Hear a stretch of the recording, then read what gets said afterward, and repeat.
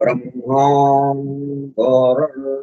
विष्णुः गुरुर्देवो महेश्वरः गुरुः साक्षात् परं ब्रह्म तस्मै श्री गुरवे नमः।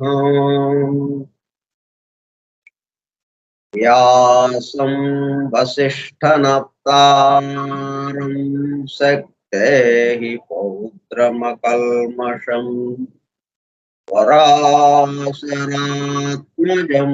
वन्दे सुकतातं तपोनिधिम् शुक्लाम्बरधरं विष्णुं शशिवर्णं चतुर्भुजम् प्रसन्नवदनं ध्यायेत् सर्वविघ्नोपशान्तये। अगज आनन पद्मार्कं गजाननमहर्निशम् अनेकदं तं भक्तानाम् एकदन्तमुपास्महे। वक्रतुंड महाकाय कोटिसूर्यसमप्रभ निर्विघ्नं कुरु मे देवा सर्वकार्येषु सर्वदा। सरस्वती नमस्तुभ्यं वरदे कामरूपिणी वेद्यारंभं करिष्यामि सिद्धिर्भवतु मे सदा। ॐ भूर्भुवस्सुवः ॐ तत्सवितुर्वरेण्यं भर्गो देवस्य धीमहि धियो यो नः प्रचोदयात्।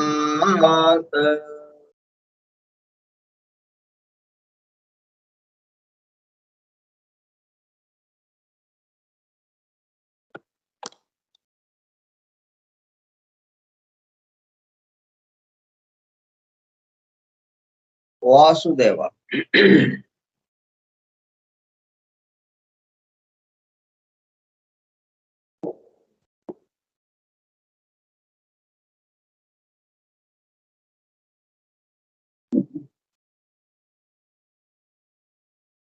Forum for Truth Seekers, సత్యాన్వేషకుల బృందము. ఫౌండేషన్స్ ఆఫ్ ఎసోటరిక్ ఫిలాసఫీ, నిగూఢ తత్వశాస్త్ర మూలము, from the writings of HP Blavatsky, arranged with a foreword and notes by EMTH Hoskins. గ్రంథము, అధ్యయనం, అవగాహన, ఆత్మదర్శనము కార్యక్రమం. 73వ పాఠము 9/2022 మంగళవారము సాయంత్రం 4:30 గంటలు.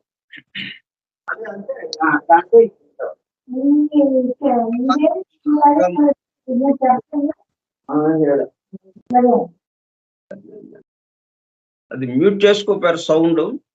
ఆడియో మ్యూట్ చేసుకుంటే మాటలు వినపడుతున్నాయి. ఎవరు నిగూఢ తత్వశాస్త్రములము స్కైప్ గ్రూపులో సుదూర ప్రాంతాలలో ఎవరింట్లో వారు హాయిగా విశ్రాంతి తీసుకుంటూ ఏకకాలంలో ఒకేసారి ఏమి చేస్తున్నాము?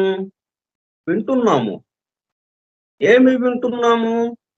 శాస్త్ర సాంకేతిక రంగంలో ఎంతో వేగముగా పురోగమిస్తున్న ప్రస్తుత కాలంలోని మానవాళి అదే వేగముతో ఆధ్యాత్మిక రంగంలో కూడా పురోగమించుటకు వీలుగా ప్రపంచంలోని అన్ని జాతుల, మతముల పవిత్ర గ్రంథములలో పొడుపు కథల రూపంలో అర్థము అయి అవనట్లుగా ఉన్న సృష్టి రహస్యములను బహిర్గతం చేసి మానవాళికి అందించి వాటి అవగాహన ద్వారా ఆత్మదర్శనము పొందుట అను దివ్య ప్రణాళికను అమలు చేయుటకు పరమ గురువులచే ఎన్నుకొనబడిన మేడం హెలెనా పెట్రోవ్నా బ్లావట్స్కీ తన జీవిత కాలం అంతా శ్రమించి తన మాతృభాష కాని ఇంగ్లీషు భాషలో తన ద్వారా అత్యద్భుతముగా మానవాళికి అందింపబడిన Isis unveiled, the secret doctrine,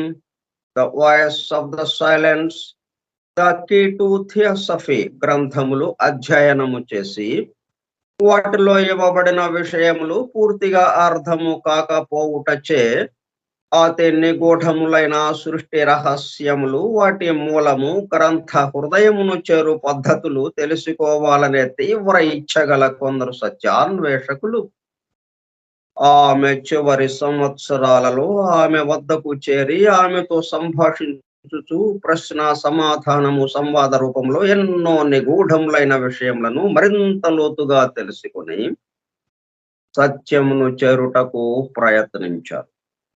ఆ ప్రసంగ విశేషాలు అన్ని వ్రాయబడి తదుపరి transactions of the Blavatsky lodge అనే గ్రంథముగా అందరికీ అందుబాటులోనికి వచ్చినది. తదుపరి వాటిని collected writings of Blavatsky volume 10 లో చేర్చడం జరిగినది. ఆ బృందంలోని ఒక సోదరుడు కమాండర్ రాబర్ట్ బోవెన్ ఆమె వివరించుచుండగా తాను స్వయముగా వ్రాసుకున్న నోట్సును ఆమె దేహము విడచుటకు 3 వారముల ముందు ఆమెకు చూపించగా అతను చూపిస్తున్న శ్రద్ధకు మురిసిపోతూ చేసిన కృషిని మెచ్చుకున్నట్లుగా అదే సమయంలో ఆ నోట్సుకు తన అంగీకారమును తెలుపుతున్నట్లుగా తల ఊపుచూ ఒక చిరునవ్వు నవ్వెను. తదుపరి కాలంలో మరుగున పడిపోయిన ఆ నోట్సును 40 సంవత్సరముల తదుపరి వారి కుమారుడు కెప్టెన్ పిజి బోవెన్ వెలుగులోనికి తీసుకువచ్చి దివ్య జ్ఞాన అధ్యయన పరులకు, భవిష్యత్తు తరాలకు ఎంతో మేలు చేశారు.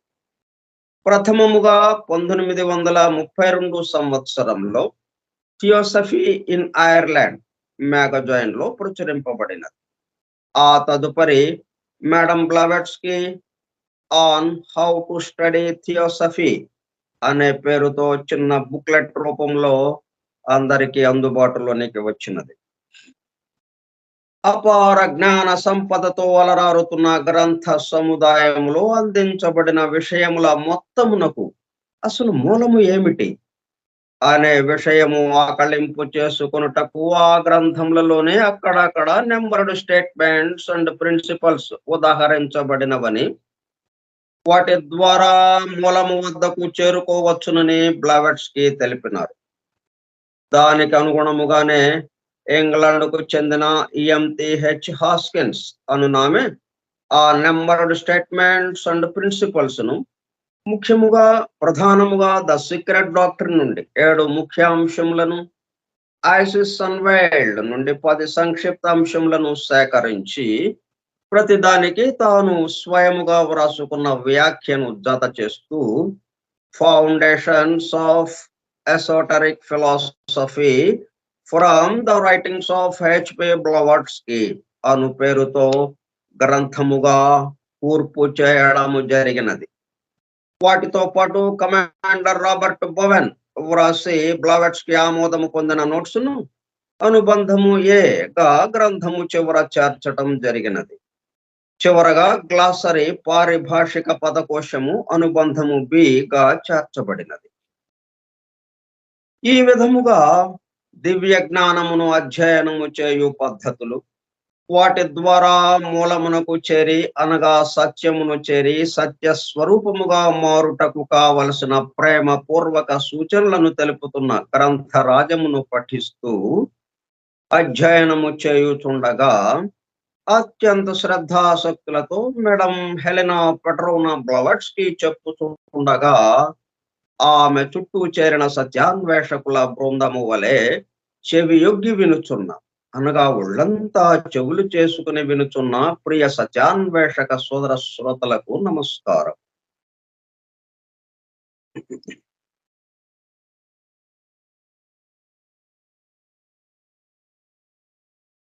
ఇదేంటనమాట, సినిమా హాల్లో కూర్చున్నాం. థియేటర్లో కూర్చోవాలంటే ముందు మరి ఎంత జరగాలి? టికెట్ కొనుక్కోవాలి. ఆ టికెట్ తీసుకొచ్చి ఆ గేట్ మన ఆ డోర్ దగ్గర ఉన్నటువంటి ఆయనకి చూపించాలి. అది అప్పుడు అతను లోపలికి మనల్ని ప్రవేశపెడతాడు, లోపలికి వెళ్ళటానికి అనుమతిస్తాడు.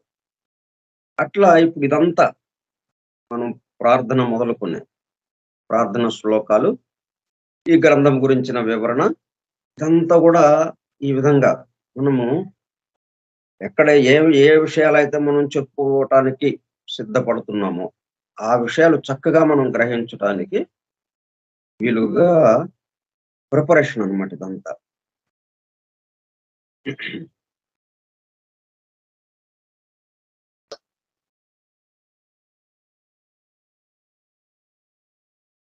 మనం 5 ప్రూవెన్ ఫ్యాక్ట్స్, 5 నిర్ధారిత అంశాలకి సంబంధించిన విషయాలు చెప్పుకుంటూ 4 పూర్తి చేసుకుని 5వది కొంత భాగం నిన్న చెప్పుకున్నాం. ఇవన్నీ ఏంటంటే ప్రపంచవ్యాప్తంగా ప్రముఖ తత్వవేత్తలందరూ, ఋషులందరూ, పరమ గురువులందరూ, ప్రపంచంలో ఉన్నటువంటి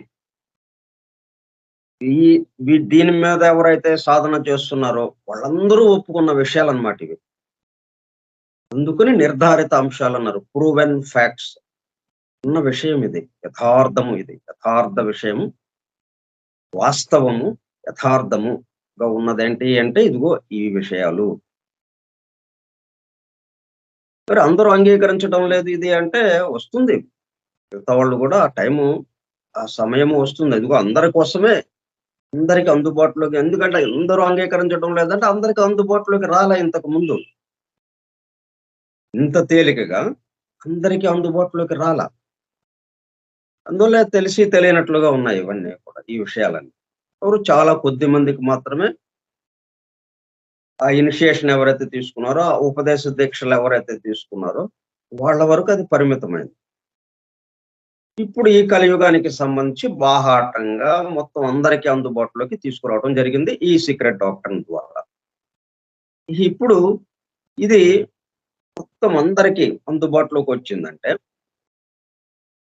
చాలా భాగం మార్పు రావడానికి అవకాశం ఉంది. మన స్థితి ఏంటని తెలియకపోవటం వల్లనే ఇట్లాగ పొరపాట్లు చేస్తున్నాం. విషయం తెలిస్తే పొరపాటు ఎందుకు చేస్తాం? మనం పొరపాటు చేయం కదా. పొరపాటు ఎవరు కావాలని ఎవరు పొరపాటు చేయం. అందరము ఎవరు ఏ పని చేసినా ఏం మాట్లాడినా, ఏం ఆలోచించినా చాలా కరెక్ట్‌గా చేస్తున్నానండి అంటాడు. హంతకుడు కూడా తను కరెక్ట్‌గానే చేస్తున్నానంటాడు. అంతేగాని వాడు నన్ను అట్లా చేసాడు కాబట్టి నేను అతన్ని హత్య చేశానంటాడు అంతే. కాబట్టి అతనికి మోటివ్ ఉంది వాడికి కూడా. వాడికి కూడా ఆధారం ఉంది. అలా ఉంది కాబట్టి నేను ఇది చేయాల్సొచ్చింది. లేతే నేను చేసేవాడిని కాదు అంటాడు వాడు కూడా. కాబట్టి మనకి విషయం తెలియకపోవటాన. విషయం తెలిసిందా ఇంకా అనుభూతిలోకి తప్ప ఇంక వేరే లేదిక. దైవానుభూతిలోకి నేరుగా వెళ్ళిపోతాం. ఇప్పుడు ఆ కార్యక్రమం జరుగుతూ ఉన్నదన్నమాట.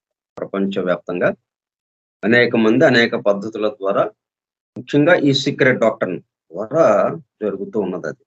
ఆ కార్యక్రమంలో మనం కూడా పాలు పంచుకుంటూ మనం ఏదో ఉడతా భక్తిగా మనం ఈ చిన్న కార్యక్రమం ఏర్పాటు చేసుకొని మనం దీన్ని బహిరంగంగా చెప్పుకుంటూ ఉన్నాము. ఇవి ఇలా స్పేస్‌లోకి వెళ్ళిపోయి మొత్తం అందరికి అందుబాటులోకి రావడానికి కూడా అవకాశం ఉంటుంది. ఇది వృధాగా పోదు.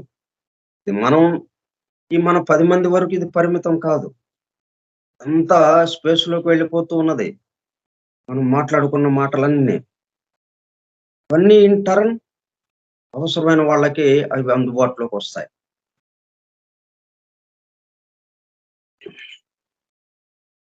ఇప్పుడు ఇదంతా ఇక్కడ ఏం చెబుతున్నారంటే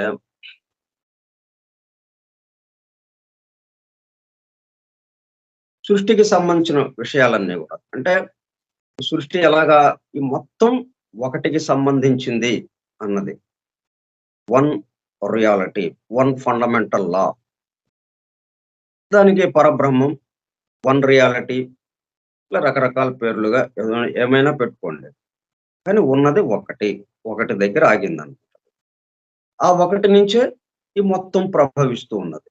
ఉన్నది ఒకటే గాబట్టి ఇంకొకటి ఆస్కారం లేదు గాబట్టి, ఇంక వేరే ఎక్కడి నుంచి రావడానికి లేదిక. కాబట్టి ఏది జరిగినా దాంట్లోనే జరగాలి. అందువల్ల ఏది జరిగినా దాంట్లోనే జరిగినప్పుడు దాంతోనే జరగాలి.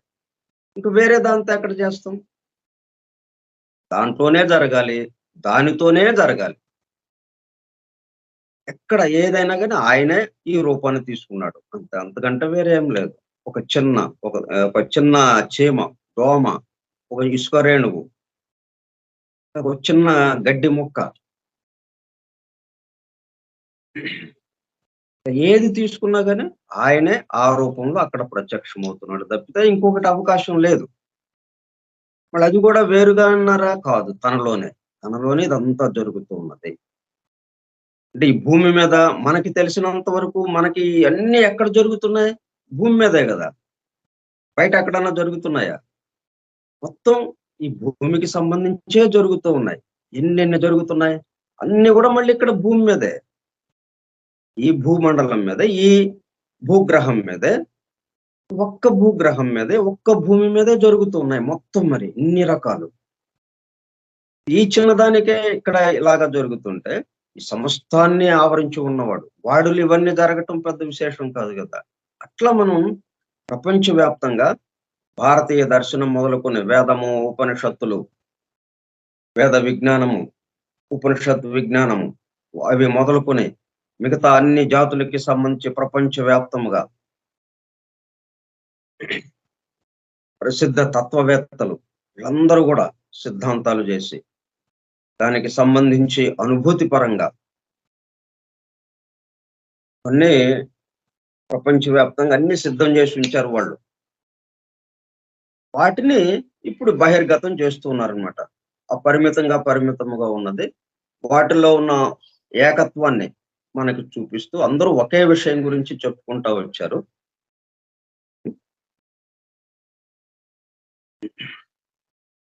ఒకటే అనేకమైనది.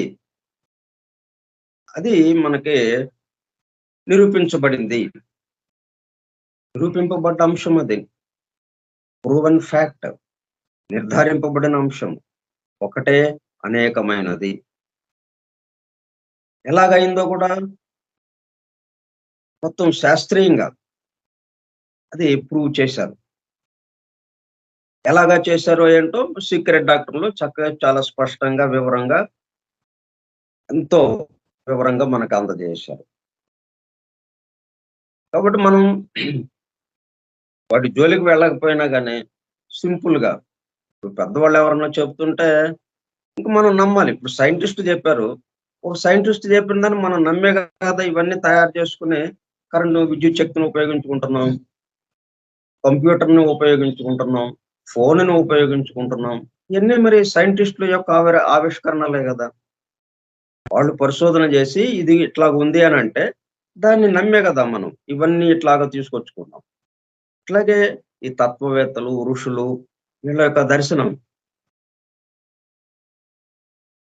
అయితే మేము నమ్మమండి అంటే, మీరు ప్రయత్నం చేయొచ్చు.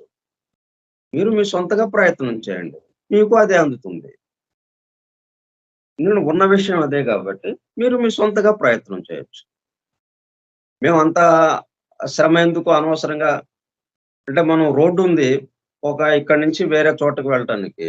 ఎవరో ఏశారు ఆ రోడ్డు. ఎప్పుడో ఏశారు. ఎవరో వేశారు. చక్కగా ఆ రోడ్డును ఉపయోగించుకుంటున్నాం. కాదండి మేము సొంతగా ఏసుకోవాలి రోడ్డు. ఏసుకోండి. తప్పు లేదు. చక్కగా మీరు సొంతగా రోడ్డేసుకొని, నేనేసుకున్న రోడ్డు మీద నేను నడుస్తున్నానని ఎంతో ధైర్యంగా, ఆత్మవిశ్వాసంతో వెళ్ళొచ్చు. అది. అలాగా మీరు గూడా ఆ ధ్యానంలో గూర్చుంటే మొత్తం దర్శనమిస్తాయి.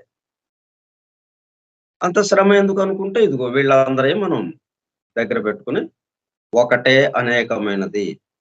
ఈ మొత్తం ఒకటే ఒకటిలోనే ఉన్నది. ఒకటే ఆవరించి ఉన్నది మొత్తం అన్న దాంతో ఇక మనం బయలుదేరటం. అక్కడ మనం స్థిరపడి ఆ భావనతో మనం ఈ ఈ భౌతిక సృష్టిలోకి, ఈ స్థూల జగత్తులోకి మనం ప్రయాణం మొదలుపెట్టడం. ఇప్పుడు అట్లాగా లేము గదా! అనేకత్వంతో ఉన్నాం ఇక్కడ మనం. ఈ అనేకత్వం గూడా మన కంటికి కనిపిస్తే ఏదైతే కనిపిస్తున్నదో అంతవరకే పరిమితం అవుతూ ఉన్నాం. దీనికి మించి మరణ మన జన్మించడానికి ముందు గాని, మరణించిన తరువాత గాని ఏమీ లేదు అన్న భావనలోనే ఉన్నాం మనం. ఎందుకంటే మనకేం తెలియటం లేదు. జన్మించడానికి ముందేదో ఉంది తెలియలేదు మనకి. మరణించిన తర్వాత ఏదో ఉంది తెలియలేదు మనకి. అని తెలియలేదంటే దాన్ని చూసే దృష్టి మనకి రాలేదు. అంత వికాసము మనలో లేదు. అందువల్ల మనకి తెలియలేదు. ఇంతవరకే పరిమితం. వీళ్ళందరూ చెప్పిన విషయాలతో మనం మన యొక్క మనసుని విశాలపరుచుకుని అంటే మనలో అవన్నీ మేల్కొని చక్కగా ఒకటే అనేకమైనది. ఈ అనేకములో ఏకము ఉన్నదొక్కటే. ఒక్కటే ఉన్నది. అనేకములో ఒక్కటే ఉన్నది అన్న భావనతో మనం బయలుదేరాలన్నమాట అది. ఇప్పుడు ఇటువంటి భావాలతో మనం సీక్రెట్ డాక్టర్‌ని చదివితే ఇంకెక్కడా మనం గందరగోళము, గజిబిజి పడకుండా చక్కగా అవి దర్శనమివ్వటానికి అవకాశం ఉంది.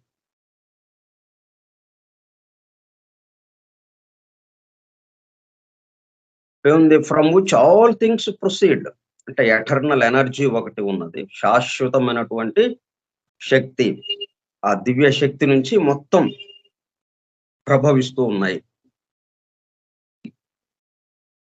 ప్రభవిస్తూ కొంతకాలం ఉంటూ మరలా లయమవుతూ ఉన్నవి ఇవన్నీ.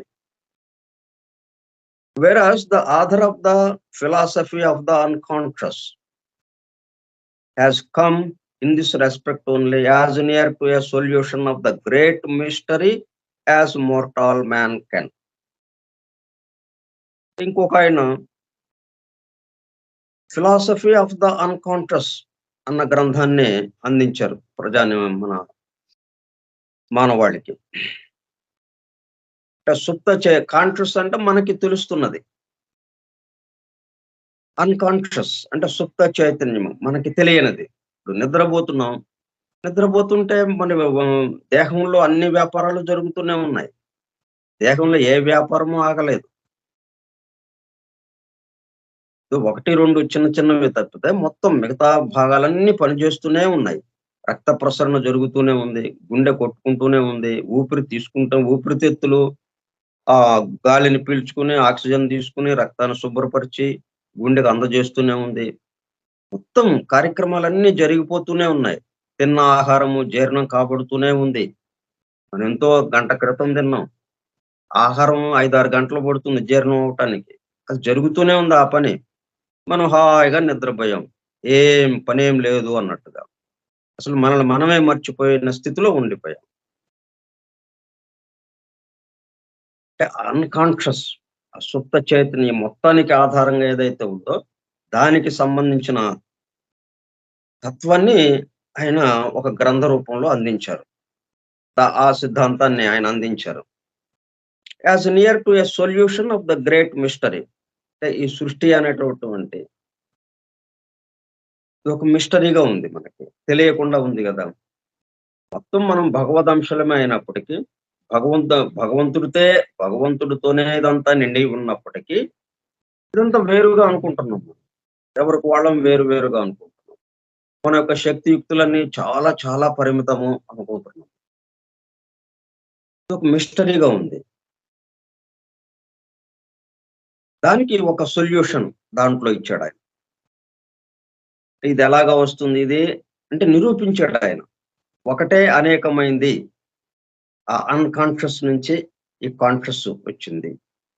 కాన్షియస్ ఇక్కడ ఉంది గాబట్టి, అన్‌కాన్షియస్ ఉండి ఉండాలి. అని దాన్ని ఒక సిద్ధాంతంగా ఆయన ప్రతిపాదించాడు. ఆయన నిరూపించాడు ఆ సిద్ధాంతాన్ని. Few have been those, whether in ancient or medieval philosophy, అంటే ప్రాచీన కాలంలో గాని, లేతే మధ్యయుగాలు, ఈ మధ్య కాలంలో మధ్యయుగాల్లో గాని, ఈ ఫిలాసఫీకి సంబంధించి, ఈ సృష్టి రహస్యాలకి సంబంధించి, సృష్టి ఆవిర్భావానికి సంబంధించి అనేక సిద్ధాంతాలు ఒకళ్ళ నుంచి ఒకళ్ళకి అలాగా ఒక్కొక్కళ్ళు కొన్ని కొన్ని సిద్ధాంతాలని ప్రతిపాదించారు వాళ్ళు. Who have dared to approach the subject or even hint at it. అందరూ గూడా దాన్ని దగ్గరికి వెళ్లి అంటే ఆ ఒకటి, ఆ వన్ రియాలిటీ, ఆ పరబ్రహ్మతత్వం దాన్ని అనుభూతి చెందటానికి ప్రయత్నించారు. ఆ సత్యాన్ని చేరటానికి, సత్య స్వరూపంగా మారటానికి ప్రయత్నించారు. ప్రయత్నించి తమ ప్రయత్నాలని సిద్ధాంతాలుగా మానవాళికి అందించారనమాట వాళ్ళు. ఈ మధ్య యుగాలు గాని, ప్రాచీన యుగాల్లో గాని, ప్రాచీన కాలంలో గాని, ఈ మధ్య యుగాల్లో గాని అట్లా జరిగింది. Paracelsus mentioned it inferentially. అంటే ఈయన పారాసెల్సస్ ఎట్లా చెప్పాడు? ఇన్ఫరెన్షియల్లీ. అంటే చాలా మంది అలాగా చెప్పారు. అంటే తార్కికంగా. ఇప్పుడు మనకి ఒకటి కనపడదు. కానీ ఇంకో ఒకటేమో కనిపిస్తుంటుంది. ఈ కనిపించే దాన్ని ఆధారంతో కనపడని దాన్ని చెప్పడం. ఇన్ఫరెన్షియల్. ఇన్ఫరెన్స్ అన్నమాట. దాన్ని ఇన్ఫరెన్స్ అంటాం. కనిపించే దాంతో కనపడని దాన్ని మనం చెప్పుకోవటం. దాన్ని నిరూపించటం. ఇప్పుడు పొగొస్తోంది. దూరంగా ఎక్కడో పొగొస్తుంది. పెద్ద పొగ అలుముకుపోయిందనమాట ఇక. ఈ మొత్తం ఆకాశం అంతా అలుముకుపోయిందా అన్నట్టుగా అయిపోయింది. పెద్ద పొగొచ్చేసిందక్కడ. ఈ లోపల ఇంకొక వైపు నుంచి గంటల శబ్దం వినపడింది. గంటల శబ్దం అంటే తెలుసుగా మనకి ఫైర్ ఇంజిన్ వాళ్ళు వేసే గంటల శబ్దం అది. ఆ ఫైర్ ఇంజిన్ వ్యాను వెళ్ళిపోతా ఉంది స్పీడ్‌గా. అది కనపడల మనకి. ఆ గంటల శబ్దం వినపడిందంతే. కాబట్టి ఈ రెండిటి ఆధారంతో మనమేమి అనుకున్నాం? చూడకుండానే అక్కడికి వెళ్ళలేదు మనం. ఎక్కడో దూరంగా ఉంది. ఏం కనపడట్ల మనకి. మనకు కనిపించిందంతా పొగ, ఈ గంటల శబ్దం. అంటే అక్కడేదో మంట ఉన్నది. నిప్పు ఉన్నదక్కడ. ఏదో అగ్ని ప్రమాదం జరిగింది. ఏదో అంటుకుని మొత్తం కాలిపోతూ ఉన్నాయక్కడ. ఒక ఫ్యాక్టరీనో లేకపోతే ఇళ్ళో ఏదో మొత్తానికి కాలిపోతా ఉన్నాయి పెద్దగా. బహుశా అందువల్ల ఆ పొగ వచ్చింది. కాబట్టి అక్కడ అగ్ని ప్రమాదం జరిగింది అని మనం నిర్ధారించడానికి వీలైందిక్కడ. అది ఇన్ఫరెన్స్ అన్నమాట. అట్లా పారాసెల్సిస్ ఆయన తన సిద్ధాంతాలన్నిటిని ఈ విధంగా తార్కిక శక్తిని ఉపయోగించి ఇన్ఫరెన్షియల్‌గా చెప్పుకుంటూ వచ్చారన్నమాట. Paracelsus mentions it inferentially. అంటే ఆ భగవతత్వాన్ని మన ముందు ఉంచటానికి. భగవతత్వమేమో మనకు కనపట్ల. నిప్పు కనిపించిందా మనకి? అగ్ని కనపడలా మనకి. కానీ అగ్ని ఉందక్కడ. మనకు కనపడలేదని చెప్పి అగ్ని లేకుండా లేదు కదా! అగ్ని ఉండడం వల్ల పొగ వచ్చింది. ఆ పొగ ఉండడం వల్ల, ఇదిగో అగ్ని ఉండడం వల్ల ఫైర్ ఇంజిన్ దాన్ని ఆర్పటానికి ఫైర్ ఇంజిన్ వెళ్తూ ఉన్నది. ఇప్పుడు ఈ విధంగా ఇట్లా ఇప్పుడు ఈ సృష్టంతా మనకి ఎదురుగా ఈ స్థూల జగత్ ఏదైతే మనకి పంచేంద్రియాలకు అందేది ఏదైతే ఉందో, దీన్ని ఆధారంగా చేసుకుని ఇది ఇలాగ ఉంది కాబట్టి, ఇది ఎక్కడి నుంచి వచ్చింది? అంటే వెనక ఎవరో ఉండాలి. ఎవరో లేకపోతే ఇది ఇట్లాగా మన ముందు ఉండటానికి అవకాశం ఉంది. ఆ ఎవరో ఉన్నప్పుడు ఈ పదార్థం కూడా ఆయన దగ్గరే ఉండుండాలి. ఆయనే ఈ పదార్థంగా మారి వీటన్నిటిగా తయారై ఉండాలి. సో, ఇక్కడ ఉన్నదంతా ఎవరైతే ఒకడుగా ఉన్నాడు అని అనుకున్నామో, వాడే ఇక్కడ ఇన్ని రూపాలుగా ఉండి ఉండాలి అన్నట్లుగా చెప్పుకుంటూ వచ్చాడనమాట ఆయన.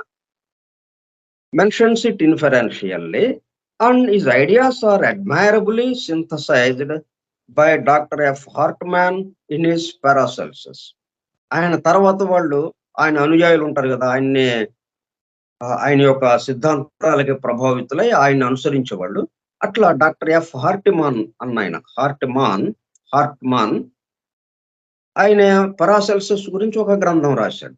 ఆ పారాసెల్సస్ అన్న గ్రంథంలో ఆయన ఎట్లాగైతే ఈ విధంగా ఎలా సిద్ధాంతాన్ని ప్రతిపాదించాడు. తార్కిక శక్తిగా, ఇన్ఫరెన్షియల్‌గా. అంటే మనకు ఎదురుగా ఏదైతే కనిపిస్తుందో దీని ఆధారంతో కనపడని దాన్ని నిరూపించటం. అవన్నీ ఆయన రాశాడు అని ఉందది. ఇట్లా ఎంతోమంది ఎంతో శ్రమ చేశారు. ఈ మొత్తాన్ని సంబంధించి ఒకటి ఉన్నది అని నిరూపించటానికి ఇప్పుడు ఎంత విశేషమో చూడండి. ఎంత తమాషానో. మన స్థితి భగవత్ స్థితి. భగవదంశలం. మనమందరం కూడా భగవదంశలం.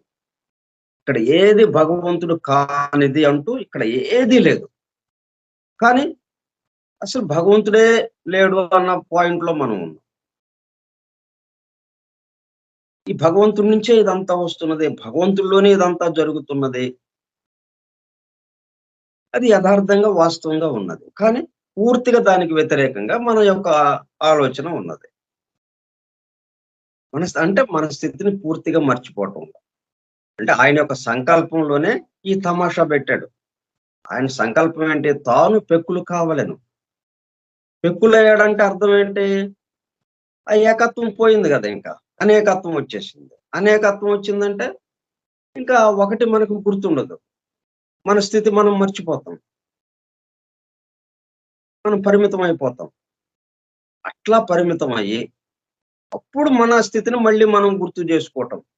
ఇదొక ఆట. ఒక లీలనమాట ఆయనకి.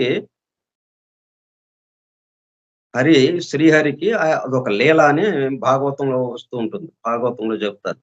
లీల. ఒక లీల. ఇదొక ఆటలాగా సాగిపోతుంది. ఇదొక ఆట ఆయనకి. ఈ ఆటల్లో ఏంటన్నమాట? పూర్తిగా తనను మర్చిపోవటం. పూర్తిగా. ఏమాత్రం కొంచెం వేషమెత్తు కూడా గుర్తుండదు ఇక మనకి. అట్లా మర్చిపోయి, మరలా నెమ్మదిగా మన స్థితిని గుర్తుకు తెచ్చుకోవటం. ఎంత నాటకమో చూడండి. అంతా మళ్ళీ మన స్థితిని మనం గుర్తుకు తెచ్చుకోవడానికి ఈ ప్రయత్నాలు. ఇది ఎక్కడి నుంచి ప్రారంభమైంది? మానవ రూపం దగ్గర నుంచి ప్రారంభమైంది. మానవ నిర్మాణం దగ్గర నుంచి. మానవుడి దగ్గర నుంచి ఇది ప్రారంభమైంది. ఎందుకంటే ఇక్కడ కొద్దిగా వికాసం బాగా జరిగింది కాబట్టి. జంతు స్థితి దాకా ఇటువంటి విషయాలకి అవకాశం లేదు. ఆ జంతు స్థితి వరకు ఏంటన్నమాట? మానవ స్థితికి కావాల్సిన ఉపాధిని సిద్ధం చేశారక్కడ. జంతు స్థితి దాకా ఉన్న అభివృద్ధి అంతా ఏంటన్నమాట? ఒక అణువు నుంచి మొదలుపెట్టి స్థూలానికి వస్తూ జంతు స్థితి దాకా తీసుకొచ్చారు. ఈ జంతు స్థితి దేనికయ్యా అంటే ఇంత కష్టపడి తయారు చేసింది ఈ జంతు స్థితి వరకు. ఇది ఉపాధిగా మానవుడికి ఉపయోగపడటానికి. ఈ ఉపాధిని ఉపయోగించుకుని మానవుడు ఆ ఉపాధిని పరిపూర్ణం చేసే క్రమంలో మన యొక్క స్థితిని గుర్తుకు తెచ్చుకోవటం. ఈ కార్యక్రమం మొత్తం ఈ విధంగా జరుగుతూ ఉన్నది. ఆ ఉపాధిని పరిపూర్ణం చేసే క్రమంలో పరిపూర్ణ అణువులుగా మార్చటం. దైవాణువులుగా, దైవాంశకు సంబంధించినవిగా మార్పు చేయటం ఆ ఉపాధిని. ఆటోమేటిక్‌గా అది ఉపాధి మొత్తం దైవాంశానికి సంబంధించింది అన్నట్టుగా అవ్వాలంటే లోపల ఉన్న జీవాత్మ కూడా పూర్తిగా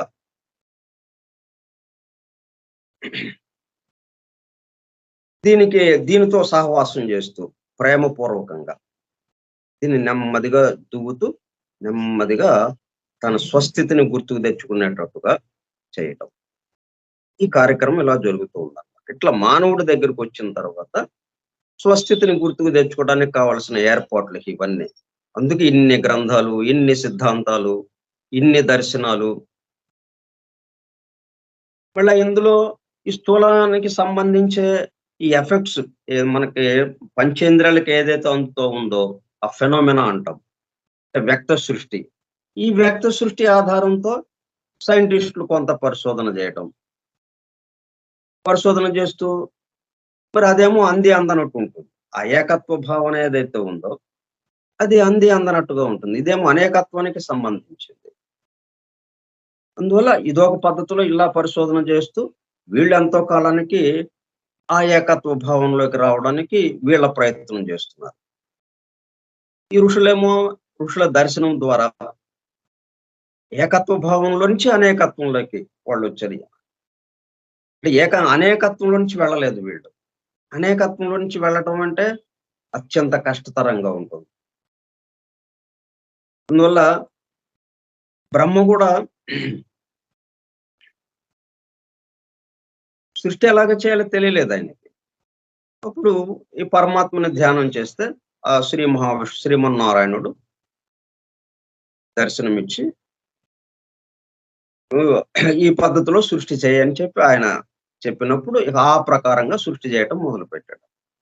అయితే అప్పుడు ఏమని అడిగాడంటే, ఇలా సృష్టి చేసినప్పుడు అనేకత్వంలోకి వెళ్ళిపోతాం.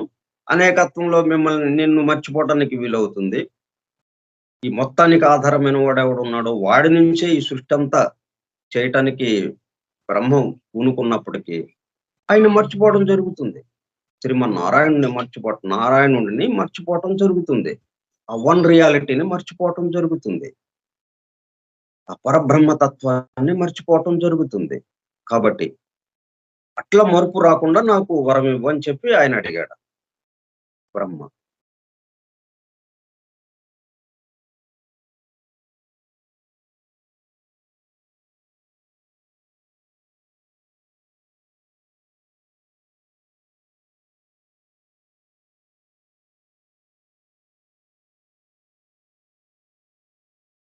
ఆ విషయాన్ని జాగ్రత్తగా గుర్తుపెట్టుకుంటూ తను సృష్టి చేశాడు. అంటే సృష్టి బ్రహ్మ కూడా ఎంతో జాగ్రత్తగా. ఎందుకంటే అనేకత్వంలోకి వచ్చామా మర్చిపోవటమే. అందువల్ల ఈ అనేకత్వాన్ని ఆయన సృష్టి చేస్తున్నప్పటికీ ఆ ఏకత్వాన్ని మాత్రం గుర్తుపెట్టుకునే ఉన్నాడు ఆయన. ఈ ఏకత్వం నుంచే అనేకత్వం ఎలాగొస్తుందనేది ఆయనకి గుర్తుంది. అట్లా ఇప్పుడు ఆయనలాగా మనం ఇక్కడ మానవుడికి వచ్చిన తర్వాత ఇప్పుడు ఆ పద్ధతిలో మనం ఆ ఏకత్వాన్ని గుర్తుకు తెచ్చుకోవటం క్రమక్రమంగా. ఆల్ ద క్రిస్టియన్ కబలిస్ట్స్ ఇదంతా లిస్ట్ అన్నమాట. ఒక లిస్ట్ ఇది. ఈ ప్రపంచవ్యాప్తంగా అన్ని జాతుల్లోనూ ఏ విధంగా ఈ సిద్ధాంతాలు తయారయ్యాయి. ఏ విధంగా దాన్ని ఆ ఏకత్వ భావన కోసం ఏ ప్రయత్నాలు వీళ్ళు చేశారు.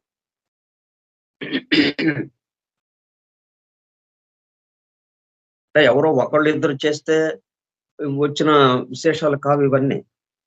ప్రపంచవ్యాప్తంగా అన్ని జాతులకి సంబంధించి ఎందరెందరో మహాత్ములు వాళ్ళు మన జీవిత కాలాన్ని శ్రమించి ఈ సిద్ధాంతాలు తయారు చేయటం జరిగింది.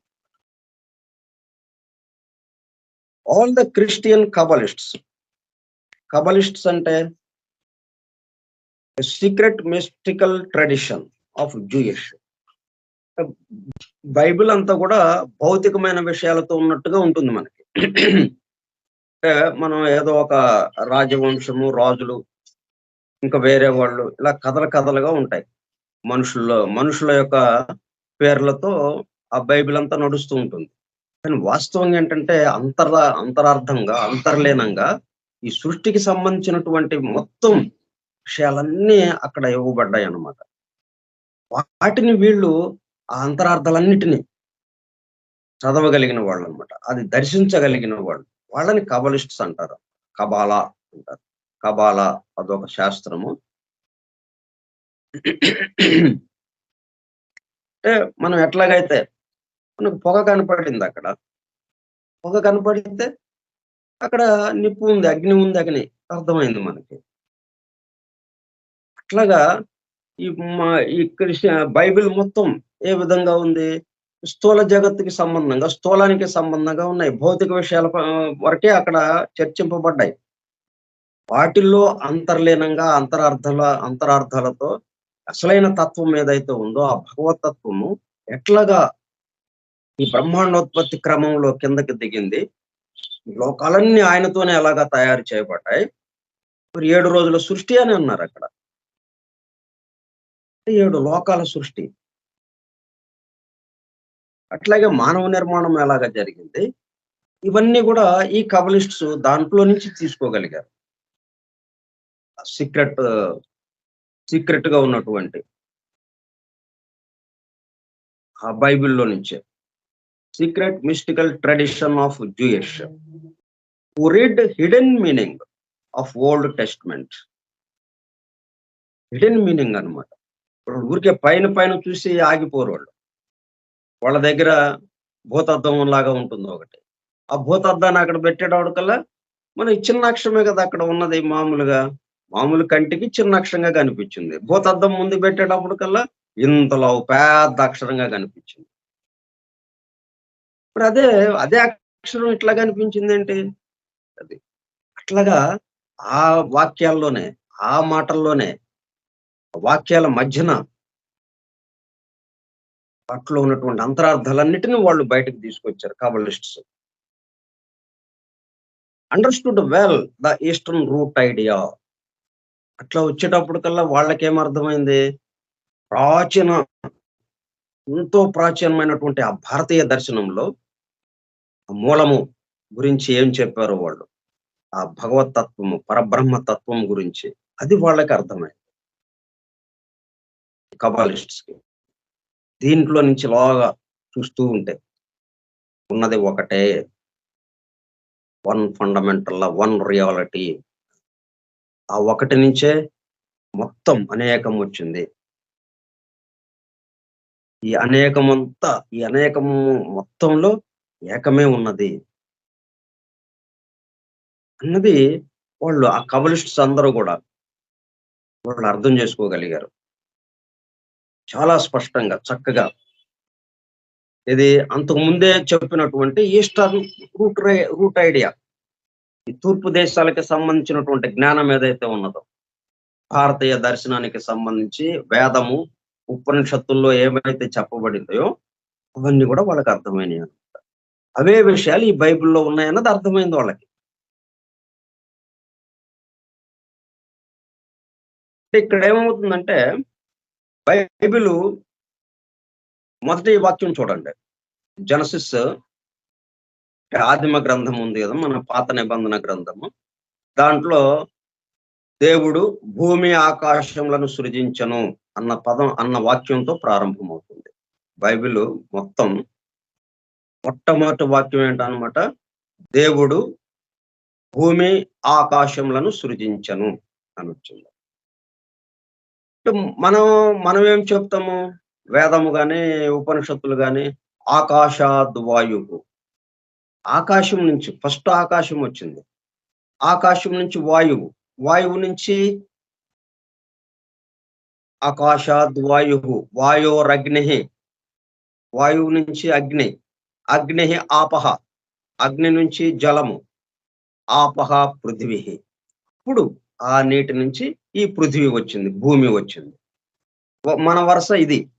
భారతీయ దర్శనం యొక్క సనాతన ధర్మం యొక్క వరుస ఏంటి? వాళ్ళు చెప్పింది, వాళ్ళు దర్శించిన వరుస ఆకాశం నుంచి భూమి. అంటే మనం ఈ వాక్యం ఎలాగుండాలి? ఆకాశము, భూమి సృజించెను. కానీ ఇక్కడేమన్నాడు? భూమి ఆకాశములను సృజించెను అని. అంటే ఈ గ్రంథాన్ని మీరు ఎలాగా చదవాలి? మీరెలా అర్థం చేసుకోవాలి? అంటే ఇటువైపు నుంచి చూడండి. స్థూల జగత్తు నుంచి చూడండి సూక్ష్మానికి. స్థూలం నుంచి సూక్ష్మానికి చూడండి. అప్పుడు ఈ సూక్ష్మం మీకు చక్కగా అందుతుంది అన్న భావనతో ఇచ్చిందనమాట బైబిల్. అందుకని భూమి అనే మాటతో ప్రారంభించారు. కమ్యూనిస్ట్సు దాన్ని అందుకుని ఆ తాళం చేతిని దాన్ని బట్టి వాళ్ళు ఆ ఏకత్వానికి దర్శించడానికి అవకాశం ఏర్పడింది. దాన్ని ఇటు చూసేటప్పటికల్లా మళ్ళీ ఇదే వచ్చింది. ఆకాశము, భూమి అయింది అంతే. భూమి, ఆకాశమని ఇక్కడ ఎలాగ వచ్చిందో, ఆకాశము, భూమి ఇక్కడ దర్శనము. ఆ విధంగా అంటే భూమి నుంచి ఆకాశానికి రండి, అంటే స్థూలం నుంచి సూక్ష్మానికి రండి అని బైబిల్ యొక్క ఉపదేశం. ఆ ఉపదేశాన్ని వీళ్ళు కబలిస్ట్స్ అనుసరించారు. ఆ అంతరార్థాలనండి ఆ నిగూఢంగా ఉన్నటువంటి, అంతర్లీనంగా ఉన్నటువంటి ఆ హిడెన్ మీనింగ్ దాగి ఉన్నటువంటి అర్థాన్ని వాళ్ళు అర్థం చేసుకొని మొత్తం వివరించగలిగారు వాళ్ళు కబలిస్ట్స్. వివరించి ఈస్టర్న్ రూట్ ఏదైతే ఉందో, ఈస్టర్న్ రూట్ ఐడియా ఈ తూర్పు దేశాల వాళ్ళు, తూర్పు దేశ జ్ఞానులు చెప్పినటువంటి విషయాలు ఏదైతే ఉందో వాటితో సరిపోయిందది అక్కడ.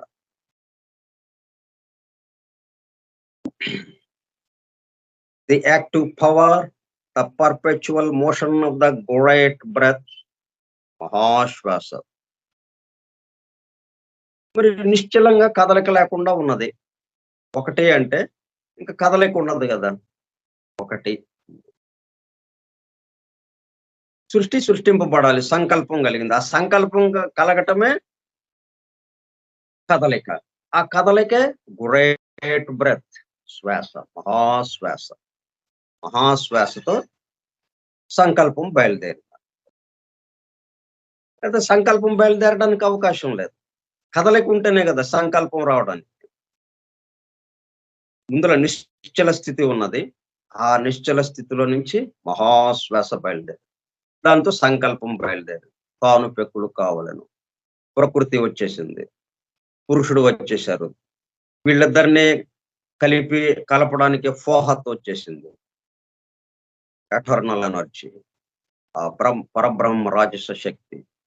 మొత్తం సృష్టి ప్రారంభమైంది.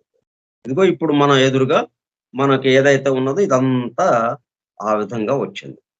మన కట్టెదుట, మన కంటి ఎదుట, మన కళ్ళకి కనిపిస్తున్నటువంటి, మన చెవులకి వినిపిస్తున్నటువంటి, మన పంచేంద్రియాలకి తెలుస్తున్నటువంటి ఈ విషయాలు మొత్తం ఆ విధంగా వచ్చినాయి. అక్కడి నుంచి ఇక్కడికి వచ్చింది ఇలాగా. ఈ రావడంలో ఒకడే అనేక రూపాలు, అనేక రూపాలు. ఆకాశమే వాయువుగా మారింది. వాయువు కొత్తగా ఎక్కడి నుంచి రాలా. వాయువు అగ్నిగా మారింది. అగ్ని జలముగా మారింది. జలము పృథివిగా మారింది. అది మనం జలము, పృథివి మనకి కంటికి మనకి తెలుస్తూనే ఉంది. నీరు మంచు గడ్డ కట్టుకోవటం. అవన్నీ సూక్ష్మంగా జరుగుతున్నాయి కాబట్టి మనకి అంతుబట్టడం లేదు. ఇది కరెక్ట్‌గా మనకు అంతుబట్టింది కదా ఇది. నీరు మంచుగడ్డగా కట్టటం. జలము పృథివి అయింది. అట్లాగా ఈ పృథివి ఎక్కడి నుంచి వచ్చింది? ఆకాశం నుంచే. ఆకాశమే పృథివిగా వచ్చింది. ఆకాశం ఎక్కడిది? ఆ మహాచోటు. ఎవరిది అది? అదిగో ఆ పరమాత్మ తత్వం. పరమాత్మది. అంటే చివరికేంటి మనకి లెక్క తేలింది? పరమాత్మే పృథివిగా ఇక్కడికొచ్చాడు. స్థూల జగత్తులోకొచ్చాడు. ఇంక వేరే ఎవ్వరు లేరు. కాకపోతే స్థితి భేదం చేత పరిమితం అవ్వటం. అపరిమితుడు, అప్రమేయుడు. ఆయనకి ఎన్నెన్నో ఉన్నాయి. ఇక ఏమి చెప్పడానికి అంటే ఏవేవైతే ఆయన గురించి మనం చెప్పలేమో అవన్నీ ఆయనకి చెందుతాయన్నమాట. ఆయన గురించి చెప్పలేము మనం. ఎందుకంటే ఆయన గురించి చెప్పాలంటే ఆయన నుంచి విడిపడాలి. ఆయన నుంచి విడిపడితే మనం తక్కువ వాళ్ళం అయిపోతాం. ఆయన గురించి పూర్తిగా చెప్పాలి అంటే ఆయనలోకి వెళ్ళాలి. ఆయనలోకి వెళితే మనం చెప్పడానికి మనం ఉంటాం. సముద్రం గురించి చెప్పాలి. నది సముద్రంలోకెళ్ళింది. చెబుదామని ఆయన గురించి తెలుసుకుందామని. సముద్రం గురించి తెలుసుకుందామని నది సముద్రంలోకెళ్ళింది. నదేది? అక్కడ నది విడిగా ఉంటే సముద్రం గురించి చెప్పేది పాపం. మనకి ఇన్ఫర్మేషన్ లేదు. అట్లాగే అయిపోతా ఉందన్నమాట అది. అట్లాగే మనం గూడా ఆయనలోకెళ్ళిపోయామా? చెప్పడానికి లేదు. అంటే భావాతీత స్థితి ట్రాన్సెండెంటల్. అందుకే ట్రాన్సెండెంటల్ మెడిటేషన్ అనే మహర్షి మహేష్ యోగి అలాగా కొంతమంది దాన్ని గూడా నేర్పుతుంటారు. అలాగా ఉంది. ట్రాన్సెండెంటల్ భావాతీత ధ్యానం. ఇక ఇంక అక్కడేం లేదు. మనం లేమింక అన్నట్టుగా. ది యాక్టివ్ పవర్ అంటే ఈస్టర్న్ రూట్ ఐడియా ఏదన్నమాట? తూర్పు దేశాల యొక్క ఈ భారతీయ దర్శనం యొక్క ఆ మూలం, ఆ మూల విషయం వాళ్ళు చెప్పినటువంటి విషయం ఏంటది? The active power, the perpetual motion శాశ్వత చలనము. ఆ చలనానికి ఇక ఆగటం లేదింక. ఎప్పుడు కదులుతూనే ఉంటుంది. అందుకే స్పేస్ పల్సేట్స్ అదొక మంత్రం మనకి. ఈ చోటు శ్వాసిస్తున్నది. చోటు శ్వాసిస్తున్నది గాబట్టే మనం శ్వాసించగలుగుతున్నాం. లేతే మనకెట్లా శ్వాస వస్తుంది మనకి? మన చుట్టూ ఉన్న చోటు అది ఉచ్ఛ్వాస, నిశ్వాసాలు జరుపుతూ ఉన్నది. దాంతో అది నిశ్వాసం చేసినప్పుడు మనం ఉచ్ఛ్వాసం చేయగలుగుతున్నాం. మనం లోపలికి గాలి పీల్చుకోగలుగుతున్నాం. అది వదిలితే మనం పీల్చుకుంటున్నాం. మనం వదిలితే అది పీల్చుకుంటుంది. అయితే ఇక్కడ తమాషా చూసారా? మనందరికీ గాలి వదిలేది, మనందరికీ గాలినిచ్చేది ఒకటే. ఒకే చోటు. ఒకే చోటు నుంచి మనందరికీ గాలొస్తుంది. ఒకే చోటులోకి మనందరము గాలిని వదులుతున్నాం. కానీ మనందరము గూడా ఎక్కడ ఏమైంది? ఎవరి గాలి వాళ్ళు పీల్చుకుంటున్నాం. ఎవరి శ్వాసక్రియ వాళ్ళది. ఎవరి శ్వాస వాళ్ళది. కానీ మన శ్వాస ఈ మొత్తంతో ఎలాగా అనుసంధానింపబడింది? చూడండి మరి. ఈ ఒక్క విషయమైనా మనకు తెలిసిపోతుంది. మనం నిరంతరం ఆయనతో కనెక్ట్ అయి ఉన్నాం. నిరంతరం ఒక్క క్షణం గూడా ఎడబాటు లేకుండా. ఎందుకంటే ఈ భౌ ఈ భౌతిక దేహం వదిలినా గాని, ఈ భూలోక మరణం సంభవించినా మళ్ళీ కామదేహంతో ఉంటాం. అక్కడ శ్వాస ఉంటుంది. ఆ కామదేహం రాలిపోయినా మానసిక దేహం ఉంటుంది. అక్కడ శ్వాస ఉంటుంది. మానసిక దేహం రాలిపోయినా కారణ దేహం ఉంది. అక్కడ శ్వాస ఉంటుంది. ఎక్కడికి వెళ్ళినా శ్వాస ఉంటుంది. అంటే శ్వాసతోనే సృష్టి ప్రారంభమైంది. పరమాత్మ బ్రహ్మ దాకా వెళ్ళినా, సత్యలోకానికి వెళ్ళినా శ్వాస ఉంది. ఈ శ్వాస, ఈ శ్వాస ఒక్కటి మనం జాగ్రత్తగా గమనించామంటే, ఒకే ఒకటి మనకి మనందరికీ ఇస్తుంది. మనందరికీ ఆరిజిన్, మనందరికీ సోర్స్ ఒకే సోర్స్. అందరము ఈ సృష్టి జీవులందరూ గాలి పీల్చుకోవడానికి ఎవరు ఆధారమయ్యారు? మన చుట్టూ ఉన్న చోటు. ఆ చోటు శ్వాసక్రియ నడుపుతుంది గాబట్టి, శ్వాసిస్తుంది గాబట్టి అది చోటు. దాని నుంచి మనందరికి అందుతా ఉంది. మళ్ళీ మనందరి అది తీసుకుంటూ ఉన్నది. కాబట్టి మనం ఒకదానికి సంబంధించిన వాళ్ళంగానే ఉన్నామిక్కడ. ఒక్కటి చాలు మనం. మనం ఒకటి అని మనందరము ఒకటి అని చెప్పడం కోసం. నేను శ్వాసక్రియ లేకపోతే మనం లేము. శ్వాస ఆగిందా? ఇక తీసుకెళ్ళిపోండి అంటారు కదా! భూలోకంలో శ్వాస ఆగింది. తీసుకుపోండి ఇంకా. ఈ దేహం పని లేదిక అంటారు. అది ఎలాగా? ఇట్లా మొత్తం ప్రపంచవ్యాప్తంగా అన్ని జాతులకి సంబంధించిన వాళ్ళు, ఆ తత్వవేత్తలు ఎంతో తపనతో ఈ మానవాళిని రక్షించాలి. అందరూ గూడా తమ తమ స్వస్థితుల్ని మర్చిపోయి గందరగోళ పడుతున్నారు. గజిబిజి అవుతున్నారు. అందరిని ఆ గందరగోళం నుంచి, ఆ గజిబిజి నుంచి బయటికి తీసుకురావటం. వాళ్ళని వాళ్ళ యొక్క స్వస్థితిని గుర్తు చేయటం.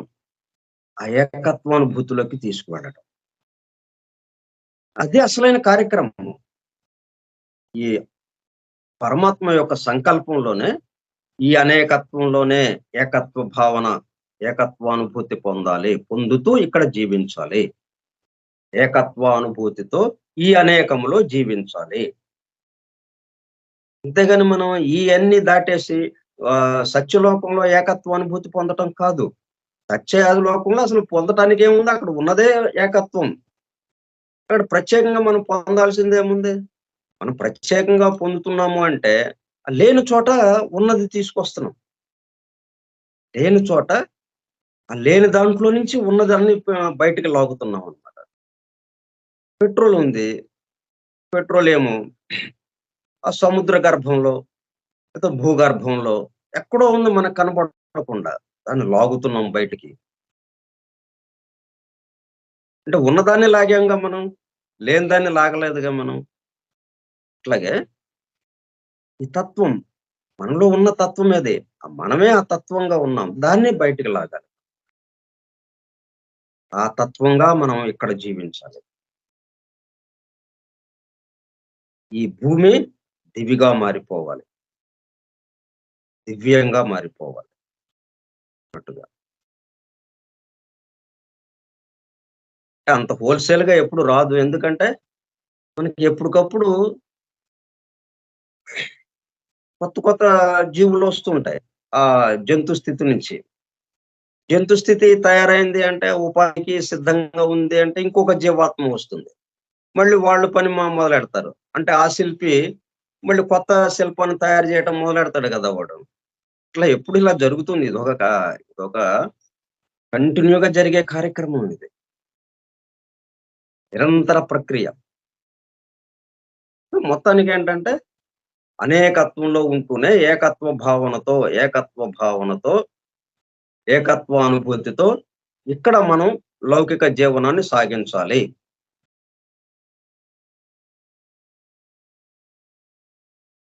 కాబట్టి ఈస్టర్న్ రూట్ ఐడియా ఏమని చెప్తున్నారు? క్రిస్టియన్ కబలిస్ట్స్ వాళ్ళు అర్థం చేసుకోగలిగారు.